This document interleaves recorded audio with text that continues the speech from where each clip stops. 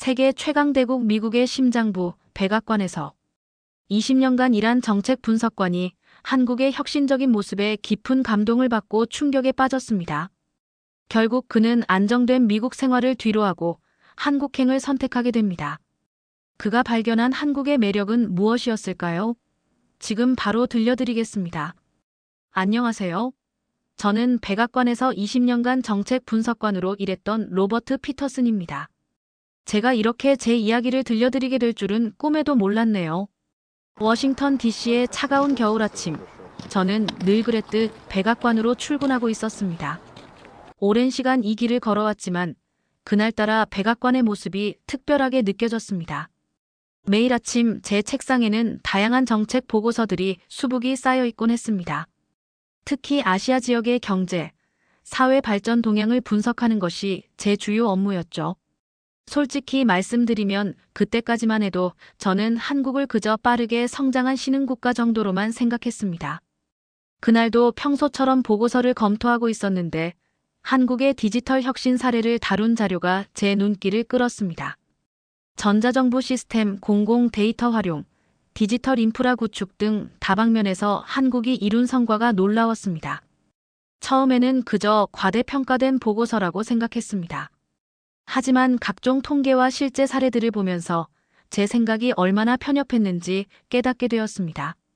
특히 코로나19 대응 과정에서 보여준 한국의 시스템이 인상적이었습니다. 자료 검토를 마치고 제 사무실 창밖을 바라보았습니다. 눈 내리는 워싱턴의 거리를 보며 생각했죠. 다음 주로 예정된 한국 출장이 갑자기 기다려지기 시작했네요. 그때까지만 해도 저는 몰랐습니다. 이 출장이 제 인생을 완전히 바꿔놓게 될 거라는 것을요. 30년 가까이 쌓아온 제 모든 고정관념이 완전히 뒤집히게 될 거라는 것도 말이죠. 지금 생각해보면 그날이 제 인생의 전환점이었던 것 같습니다. 매서운 한파가 몰아치던 1월의 마지막 주, 저는 인천국제공항에 도착했습니다. 서울로 향하는 공항철도에 몸을 실으며 창밖을 바라보았습니다. 눈이 내리는 풍경은 워싱턴과 비슷했지만 도시의 모습은 완전히 달랐습니다. 첫 방문지는 정부 세종청사였습니다. 디지털 정부 혁신 사례를 직접 보기 위해서였죠. 회의실에 들어서자마자 놀라지 않을 수 없었습니다. 모든 회의 자료가 디지털화되어 있었고 실시간으로 데이터가 공유되고 있었습니다. 종이 서류 한 장 보이지 않는 모습이 인상적이었죠. 한국의 젊은 공무원이 시연해주는 전자정부 시스템은 제가 상상했던 것을 훨씬 뛰어넘었습니다. 시민들이 민원을 제기하면 실시간으로 처리 상황을 확인할 수 있고 여러 부처의 데이터가 유기적으로 연결되어 있었습니다. 백악관에서도 아직 구현하지 못한 수준이었죠. 서울로 돌아오는 KTX 안에서 노트북을 펼쳤습니다.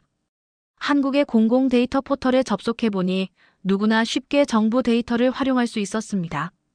기차 안에서도 끊김없는 초고속 인터넷은 덤이었죠. 저녁에는 한국의 정책 연구원들과 만찬이 있었습니다.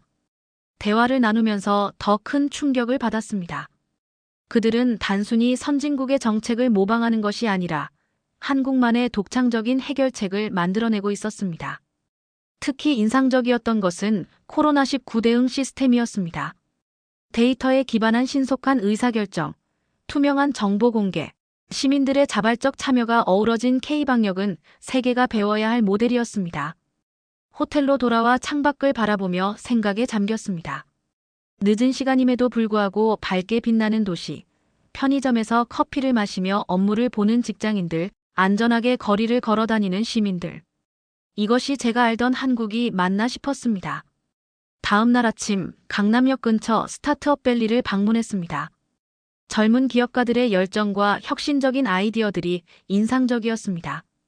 인공지능, 블록체인, 바이오 기술 등 첨단 분야에서 세계를 선도하는 기업들을 만날 수 있었죠. 일주일간의 방문 일정을 마무리하며 인천공항으로 향하는 길, 제 머릿속은 복잡했습니다. 지금까지 제가 써온 보고서들이 모두 피상적이었다는 생각이 들었습니다.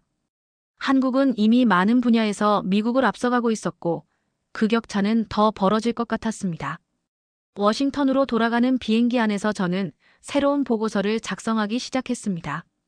한국의 혁신 사례를 있는 그대로 담았죠. 하지만 이 보고서가 제 동료들 사이에서 큰 논란을 일으키게 될 줄은 그때까지만 해도 몰랐습니다. 워싱턴 사무실로 돌아온 첫날, 제 책상 위에는 여느 때처럼 수많은 보고서가 쌓여 있었습니다. 하지만 이번에는 달랐습니다. 한국에서 보고 느낀 것들을 정리한 보고서를 검토하면서 제 손이 떨리기 시작했습니다. 20년간 써온 보고서들과는 완전히 다른 톤이었기 때문입니다. 한국의 디지털 혁신은 더 이상 모방이 아닌 창조의 단계에 있습니다. 특히 공공서비스 분야에서 우리가 배워야 할 점들이 많습니다. 제가 쓴 보고서의 첫 문장이었습니다. 수석 자문관의 얼굴이 굳어지는 것이 보였습니다. 회의실은 무거운 침묵으로 가득했습니다. 피터슨, 당신 한국에 가서 무슨 세뇌라도 당했나? 제 동료 중 한 명이 비아냥거리듯 말했습니다. 하지만 저는 계속해서 제가 본 사실들을 이야기했습니다. 전자정부 시스템의 효율성, 공공데이터 개방과 활용 현황, 코로나19 대응 과정에서 보여준 투명성과 신속성. 제가 직접 보고 경험한 것들을 하나하나 설명했지만 대부분의 동료들은 고개를 저었습니다. 한국은 우리를 따라오는 나라일 뿐이야. 아시아의 작은 나라가 우리를 앞서갈 리가 없어. 그들의 반응은 제가 20년 전에 가졌던 생각과 똑같았습니다. 그제야 제가 얼마나 변했는지 깨달았습니다. 회의가 끝난 후 수석 자문관이 저를 따로 불렀습니다. 로버트, 당신 보고서는 너무 편향적이야. 다시 작성해주게. 하지만 저는 더 이상 사실을 왜곡할 수 없었습니다. 죄송합니다. 하지만 이것이 제가 본 진실입니다. 그날 이후 제 일상은 달라졌습니다. 동료들은 절 피하기 시작했고 중요한 회의에서 제외되기도 했습니다. 하지만 오히려 그럴수록 한국에 대한 제 관심은 더욱 깊어졌습니다. 퇴근 후에는 한국의 뉴스를 찾아보는 게 일과가 되었습니다. 반도체 기술 발전, 신재생 에너지 정책, K 콘텐츠의 세계적 성공. 그들의 혁신은 계속되고 있었습니다. 어느 날 저녁 한국국제교류재단으로부터 한 통의 이메일을 받았습니다. 다음 달 서울에서 열리는 글로벌 혁신 정책 포럼의 연사로 초청한다는 내용이었습니다. 망설임 없이 수락했습니다. 제 보고서는 결국 상부에서 수정을 요구받았지만 저는 이미 돌이킬 수 없는 강을 건너고 있었습니다. 한국의 발전은 더 이상 따라가는 혁신이 아닌 선도하는 혁신이었고 이 사실을 세상에 알려야 한다는 사명감이 생겼습니다. 사무실 창 너머로 해가 저물고 있었습니다. 워싱턴의 화려한 야경이 펼쳐졌지만 제 머릿속에는 서울의 밤거리가 아른거렸습니다. 그리고 다가올 포럼에서 어떤 이야기를 해야 할지 고민하기 시작했습니다. 서울에서 열린 글로벌 혁신 정책 포럼은 제 인생의 전환점이 되었습니다. 발표 주제는 디지털 시대의 공공혁신이었습니다. 제가 경험한 한국의 발전상을 있는 그대로 전달했죠. 발표가 끝난 후 청중석에서 날카로운 질문이 이어졌습니다. 미국의 관점에서 보면 한국의 시스템이 오히려 통제적이지 않나요? 한 참석자가 물었습니다. 제 대답은 단호했습니다. 효율성과 통제는 다릅니다. 한국의 시스템은 시민의 편의를 최우선으로 합니다. 포럼이 끝난 후 한 연구기관의 원장님이 저를 찾아왔습니다. 피터슨 씨, 우리 연구원에서 일해보시지 않겠습니까? 한미관계의 새로운 패러다임을 함께 연구하고 싶습니다. 갑작스러운 제안에 저는 말을 잇지 못했습니다. 호텔로 돌아와 이메일을 확인하니 워싱턴에서 온 메시지가 가득했습니다. 대부분 저의 발표 내용을 비판하는 것이었죠. 피터슨이 한국 편향적 시각을 가지게 된 것은 우려할 만한 일이라는 상사의 메일도 있었습니다. 창밖으로 서울의 야경이 빛나고 있었습니다. 강남의 마천루들, 반포대교의 물줄기 쇼, 한강을 따라 이어지는 자전거 도로를 달리는 시민들. 이 도시는 제가 알던 모든 편견을 깨고 있었습니다. 그날 밤 오랜 시간 고민했습니다. 워싱턴에서의 안정된 직장, 20년간 쌓은 경력, 동료들과의 관계. 하지만 더 이상 과거의 틀 안에 머물 수 없다는 확신이 들었습니다. 다음 날 아침 연구원을 방문했습니다. 그곳에서 본 젊은 연구원들의 열정적인 모습, 첨단 연구시설, 그리고 자유로운 토론 문화는 제 결심을 더욱 굳게 만들었습니다. 이곳이야말로 제가 있어야 할 곳이라는 생각이 들었습니다. 워싱턴으로 돌아가는 비행기를 기다리며 저는 제 인생에서 가장 큰 결정을 내렸습니다. 이제는 제가 변화해야 할 때였습니다.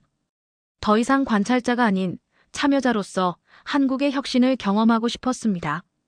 워싱턴으로 돌아온 저는 바로 사직서를 제출했습니다. 상사의 표정은 의외로 담담했습니다. 예상했던 일이군요.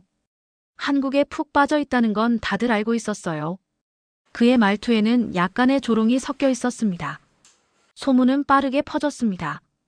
피터슨이 한국의 연구원으로 간대. 미국을 버리고 아시아로 간다는 거야? 동료들의 반응은 대부분 비판적이었습니다. 20년 넘게 함께 일한 친구마저 저를 이해하지 못했습니다. 가족들에게 이 소식을 전하는 것은 더 어려웠습니다. 아빠 미쳤어요? 이제 와서 무슨 한국이에요? 딸아이의 목소리는 떨렸습니다. 아내는 한동안 말을 잃었다가 한숨을 쉬며 말했습니다. 당신을 믿을게요. 하지만 우리도 시간이 필요해요. 집을 정리하면서 오래된 서류들을 발견했습니다. 20년 전 제가 쓴 첫 보고서였죠. 아시아의 신흥국들은 여전히 서구의 모델을 따라가기 바쁘다. 그때의 제 편견이 부끄러워졌습니다. 퇴직을 앞두고 마지막 보고서를 작성했습니다. 미국은 더 이상 유일한 혁신의 중심이 아닙니다. 우리가 배워야 할 것들이 있습니다. 이 보고서는 결국 채택되지 않았지만 제 소신은 확고했습니다. 이사 준비를 하는 동안 한국에서 반가운 소식이 왔습니다. 연구원에서 제공하는 정착 지원 프로그램, 한국어 교육과정, 그리고 주거 지원까지. 그들의 세심한 배려가 감동적이었습니다. 마지막 출근 날 책상을 정리하며 창밖을 바라보았습니다. 익숙한 워싱턴의 풍경이었지만 이제는 새로운 도전을 시작할 때였습니다. 제 나이 54세, 인생의 새로운 장을 시작하기에 늦은 나이는 아니라고 생각했습니다. 짐을 모두 싸고 집을 둘러보는데 문득 아내가 다가와 손을 꼭 잡았습니다. 여보, 우리도 곧 따라갈게요. 당신이 행복해 보여서 다행이에요. 그 순간 제 눈시울이 뜨거워졌습니다. 가족들의 지지를 받게 되어 마음이 한결 가벼워졌습니다. 서울에 도착한 첫날, 연구원에서 준비해준 아파트로 들어섰습니다. 강남구의 한 오피스텔이었는데 모든 것이 스마트홈 시스템으로 제어되었습니다. 스마트폰 하나로 조명, 난방, 보안까지 관리할 수 있다는 게 신기했습니다. 다음 날 아침 연구원으로 첫 출근을 했습니다. 지하철을 타고 가는 동안 놀라운 광경을 목격했습니다. 모든 승객들이 스마트폰으로 무언가에 열중하고 있었죠. 나중에 알고 보니 지하철에서도 5G 인터넷이 끊김없이 제공된다고 했습니다. 연구원에 도착하자 젊은 연구원들이 반갑게 맞아주었습니다. 피터슨 박사님 환영합니다. 서툰 영어로 인사하는 모습이 친근했습니다. 특히 인상적이었던 것은 그들의 열정이었습니다. 회의실에서는 끊임없이 새로운 아이디어가 쏟아졌고 수평적인 토론 문화가 자연스럽게 형성되어 있었습니다. 점심시간이 되자 직원들이 저를 구내식당으로 이끌었습니다. 한식을 잘 먹지 못할까봐 걱정했던 모양입니다. 하지만 오히려 제가 그들을 놀라게 했죠. 비빔밥 주세요. 제가 한국어로 주문하자 다들 환호성을 질렀습니다. 연구원의 일상은 제가 상상했던 것보다 훨씬 역동적이었습니다. 매주 새로운 프로젝트가 시작되었고 정부 부처와 기업들과의 협력도 활발했습니다. 특히 인공지능, 빅데이터 분야의 연구는 세계적 수준이었습니다. 한 달이 지나고 첫 월급을 받았습니다. 액수는 워싱턴에서보다 적었지만 생활비가 적게 들어 오히려 여유가 있었습니다. 의료비가 저렴한 것은 물론이고 대중교통도 편리해서 차가 필요 없었습니다. 주말에는 서울 곳곳을 탐방했습니다. 전통시장에서 맛보는 길거리 음식, 한강공원에서 즐기는 치맥, 첨단 기술과 전통이 공존하는 도시의 모습까지. 매일이 새로운 발견의 연속이었습니다. 특히 인상적이었던 것은 밤늦게까지 불야성을 이루는 도시의 모습이었습니다. 24시간 운영되는 식당과 카페, 심야에도 안전하게 걸을 수 있는 거리, 새벽까지 공부하는 학생들로 가득한 독서실까지. 이런 모습들이 한국의 역동성을 보여주는 것 같았습니다. 한국어 실력도 조금씩 늘어갔습니다. 동료들은 제 서툰 한국어를 참을성 있게 들어주었고 때로는 재미있는 한국어 표현들을 가르쳐 주기도 했습니다. 피터슨 박사님, 오늘 한국어 실력이 죽여주세요. 이런 재미있는 표현들을 배우는 재미가 쏠쏠했습니다. 어느 날 저녁 연구실에서 늦게까지 일하다가 문득 창밖을 바라보았습니다. 반짝이는 도시의 불빛들 사이로 한강이 은은하게 흐르고 있었습니다. 그 순간 깨달았습니다. 제가 내린 결정이 결코 틀리지 않았다는 것을요. 한국 생활 6개월이 지났을 무렵, 저는 제 인생에서 가장 큰 보람을 느끼고 있었습니다. 연구원에서의 프로젝트들은 놀라운 성과를 내고 있었고, 특히 제가 참여한 디지털 혁신 정책 연구는 여러 국가에서 벤치마킹 요청을 받았습니다. 어느 날 뜻밖의 손님이 찾아왔습니다. 워싱턴에서 함께 일하던 마이크였습니다. 로버트, 내가 왜 이곳을 선택했는지 이제야 이해하겠어. 연구원을 둘러보며 그가 말했습니다. 특히 그는 우리 연구원의 스마트 업무 시스템에 깊은 인상을 받은 듯 했습니다. 점심을 먹으러 나간 김해 근처 테크노밸리를 구경시켜 주었습니다. 스타트업들의 자유로운 분위기, 곳곳에 있는 공유 오피스, 24시간 열려있는 카페에서 일하는 젊은이들의 모습에 그는 연신 감탄했습니다. 이런 혁신적인 분위기라면 실리콘밸리도 긴장해야 할 텐데. 저녁에는 한강변의 치맥으로 마무리했습니다. 솔직히 말해서 네가 한국으로 간다고 했을 때 다들 미쳤다고 생각했어. 마이크가 맥주를 마시며 말했습니다. 하지만 이제 보니 미친 게 아니라 선견지명이었어. 다음 날 연구원에서 진행 중인 인공지능 기반 공공서비스 프로젝트 발표가 있었습니다. 마이크는 발표를 들으며 계속해서 메모를 했습니다. 이건 정말 혁신적인데? 우리도 이런 시스템이 필요해. 주말에는 마이크와 함께 서울 곳곳을 다녔습니다. 전통시장의 활기, 첨단 기술이 적용된 쇼핑몰, 환경을 생각한 친환경 도시 설계까지. 그의 눈에 비친 서울은 전통과 현대가 완벽하게 조화를 이룬 도시였습니다. 특히 그가 놀란 것은 시민들의 높은 디지털 리터러시였습니다. 80대 할머니가 키오스크로 주문하고 초등학생이 코딩을 배우고 일반 시민들이 전자정부 시스템을 자유롭게 활용하는 모습에 감탄했습니다. 마이크가 떠나기 전날 그는 저에게 고백했습니다. 사실 난 네가 곧 워싱턴으로 돌아올 거라 생각했어. 하지만 이제 보니 그럴 일은 없을 것 같네. 그의 말에 저는 웃으며 고개를 끄덕였습니다. 이제 저는 확신할 수 있습니다. 제가 본 한국은 더 이상 배우는 나라가 아닌 이끄는 나라였습니다. 디지털 전환, 친환경 정책, 스마트 시티 등 수많은 분야에서 한국은 이미 세계를 선도하고 있었죠. 연구실로 돌아오는 길에 문득 하늘을 올려다보았습니다. 쭉 뻗은 빌딩 숲 사이로 푸른 하늘이 보였습니다. 제 선택은 틀리지 않았습니다. 오히려 이곳에서 저는 매일 새로운 것을 배우고 성장하고 있었습니다. 한국에서의 1년이 지난 어느 날 뜻밖의 소식을 접했습니다. 워싱턴의 제 후임자가 한국의 디지털 정부 시스템을 벤치마킹하기 위한 프로젝트를 시작했다는 것이었습니다. 제가 그토록 주장했던 것들이 이제야 인정받기 시작한 것입니다. 연구원에서는 새로운 프로젝트가 시작되었습니다. 스마트시티 글로벌 표준화 연구였죠. 한국의 디지털 인프라와 도시 설계 노하우를 세계에 전파하는 것이 목표였습니다. 제가 직접 경험한 한국의 발전상을 세계에 알릴 수 있는 기회였습니다. 아내와 딸도 마침내 한국으로 왔습니다.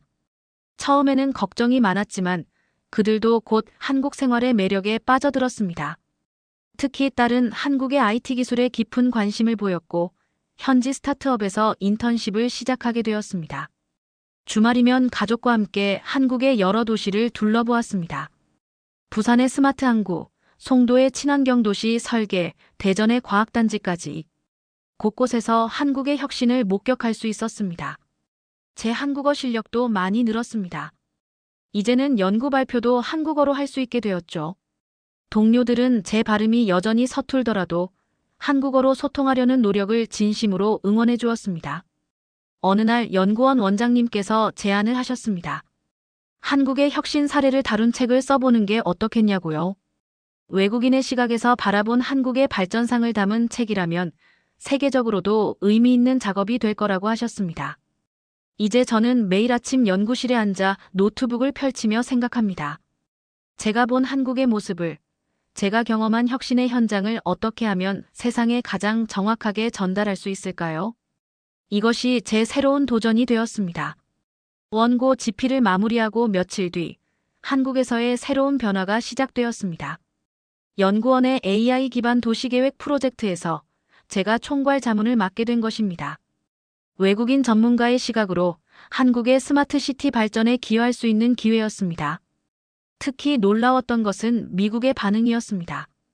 제 전 동료들이 직접 연락해와 한국의 스마트시티 시스템에 대해 문의했고 여러 도시에서 벤치마킹 요청이 왔습니다. 한국의 혁신 사례가 이제는 미국에서도 진지한 연구 대상이 된 것입니다. 딸아이는 어느새 한국 스타트업의 정직원이 되었습니다.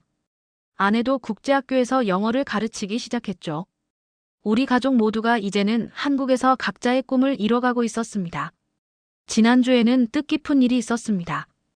연구원 동료들과 함께 시작한 청년 멘토링 프로그램이 큰 호응을 얻은 것입니다.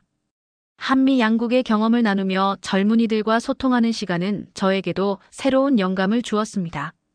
프로그램에 참여한 학생들의 열정과 창의력은 놀라웠습니다.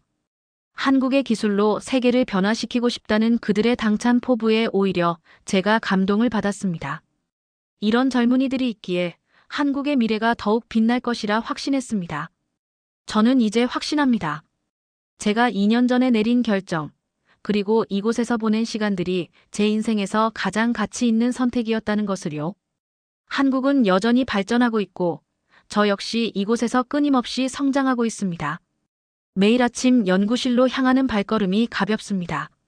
오늘은 또 어떤 혁신을 목격하게 될지, 어떤 새로운 도전이 기다리고 있을지 기대됩니다. 한국에서의 새로운 삶, 이제는 이곳이 저의 진정한 터전이 되었습니다. 아마도 이것이 제가 찾던 진정한 아메리칸 드림이었는지도 모르겠습니다. 다만 그것은 미국이 아닌 대한민국에서 이루어진 꿈이었던 것이죠. 오늘 사연은 여기까지입니다. 미 정책 분석관이 한국의 매력에 빠져 인생을 바꾼 스토리 어떠셨나요? 지금까지 감동 스팟에서 사연 전해드렸습니다. 사연이 마음에 드셨다면 좋아요와 구독 부탁드립니다. 시청해주셔서 감사합니다.